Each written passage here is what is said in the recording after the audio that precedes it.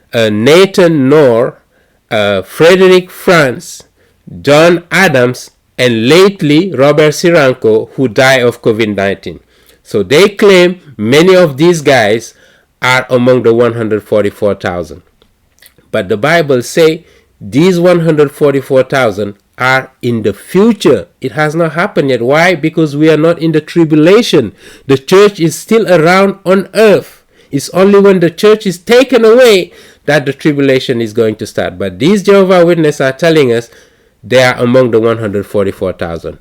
That's the first problem. Second problem, can we get an answer from the Jehovah Witness claiming that from the first century when the Apostle John was writing all the way to 1850 when Charles Taze Russell was born, came into earth, okay, there were not one single Christian who was worthy to go to heaven.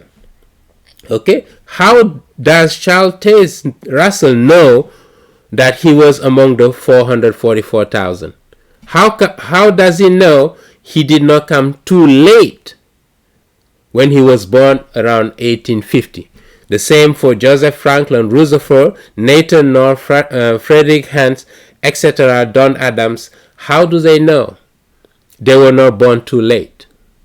And that's the question we're asking them. And second, the 144,000 is one group. So the answer to the question in Revelation 6 verse 17, and let me show you from the own Jehovah Witness website, Revelation 6, and the last verse is basically specifically asking this question. And they keep saying to the mountain, so those who are on earth and facing those calamity, and to the rock, fall over us and hide us from the face of the one seated on the throne. And who is that? Is God the Father.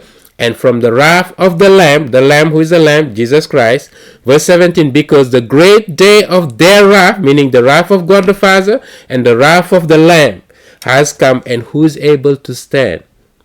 This is the question. Who is able to stand? Who is able to be saved?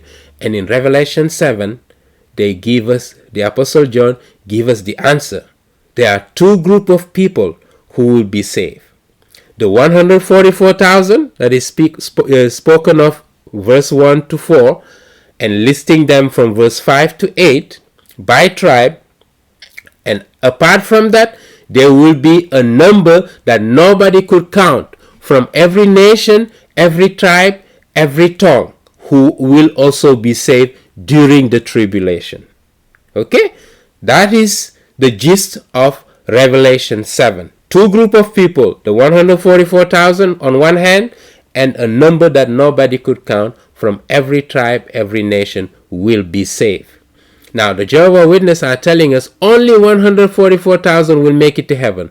But Revelation 7 itself that they quote from their own website is telling us there will be a number that nobody could count, meaning way more than 144,000, millions probably, who will be saved during the tribulation. And they are from every tribe, every nation, and they will make it to heaven. By the way, they are in heaven in Revelation 7. Let's read it from their own website.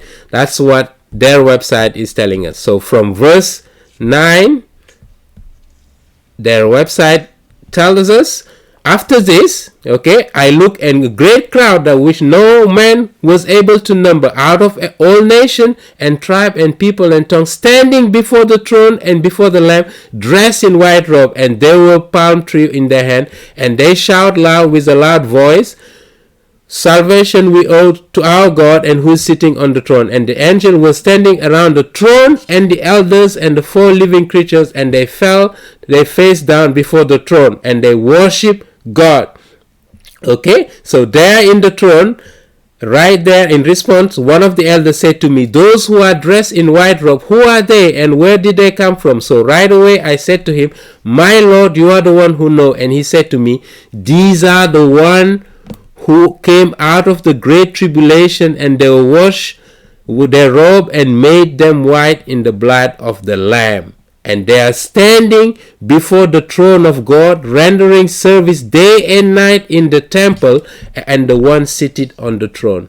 So you got the answer to the question. These number that nobody could count, okay? They are in heaven, unlike what the Jehovah Witnesses are teaching, and they are praising day and night God the Father and God the Son, who is the Lamb, sitting on the right hand of the Father. Okay, so this contradicts the teaching of the Jehovah Witness regarding this 144,000. So I am going to stop here, and in our next video we will tackle Revelation 14 and Revelation 17 verse 14 and also Luke 12 verse 13 to show you that these 144,000 are nothing like what the Jehovah Witnesses are saying. And to add one thing, Revelation 7 specifically tells us it's 12,000 Jew, okay, of every single tribe. But we will see how the Jehovah Witnesses are interpreting it and saying that it is not speaking about literal Jew, but is speaking about the Jew in a symbolic term, the sons of Israel, okay, who are, according to the Jehovah Witnesses, who are themselves. I'll stop here. May God bless you, and we'll resume in our next video.